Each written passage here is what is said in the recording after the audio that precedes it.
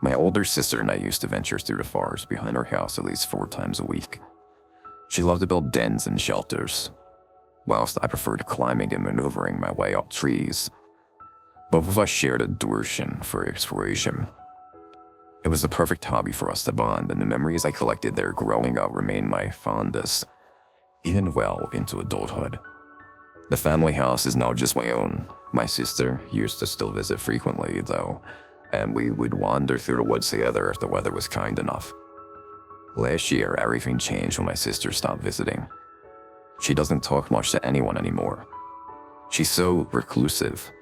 She broke up with her girlfriend and forced her to move out. It means she lives alone now, and trying to talk to her is difficult, if not impossible at times. In the past year, I have spoken to her 4 or 5 times. It has always been the same. She will immediately say, "You are not allowed to wander the woods. Not anymore."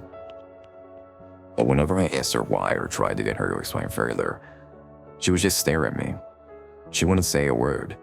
The last time I saw her, she even got angry at me, insisting I already know why.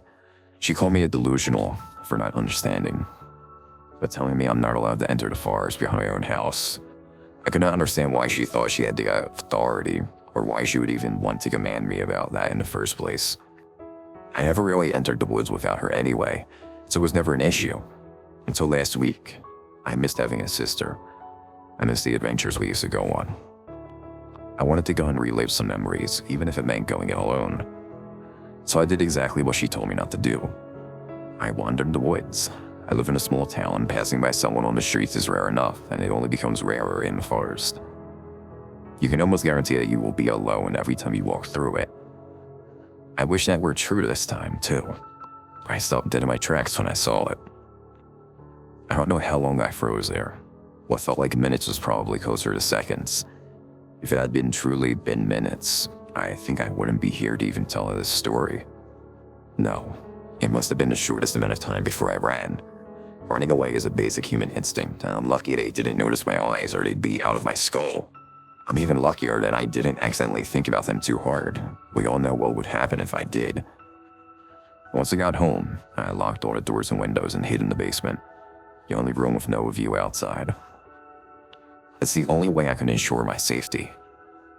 I stayed in there with my eyes closed for exactly 17 minutes, just to be sure that they wouldn't take them. Once I opened my eyes again, making sure not to look up for too long, I phoned my friend and told him about the encounter. I tried my very best to explain it to him, but he just kept interrupting me and asking me to continue. Whenever I tried to describe the events that occurred, he could not hear me. Eventually, he hung up and drove to my home. He smashed the window to get in after realizing I wasn't going to let him in. As long as I don't listen to the wind coming in through the shattered pane, I should be okay. He found me in the basement and tried to console me. I tried to describe the events again. He could not hear. Maybe I'm going insane and keeping my mouth closed when I think I'm talking. Maybe his brain can't comprehend such horrors and won't process what I'm saying. Maybe they don't like to be talked about. Whatever the reason, I just know that I cannot share this traumatic day with anybody. My friend went upstairs to get me a glass of water. He must have listened to the wind because he never came back down. I've called other friends and family, but none of them can hear what I had to say. I've texted people, yet nobody replies. I have written physical letters only for people to ask me why I have mailed them a blank piece of paper. I do not know how to convey what I saw, and I do not know how to forget it myself. I just want to forget it.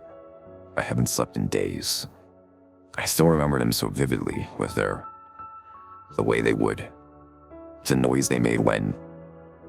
I think they're coming for somebody else next. I think they're coming for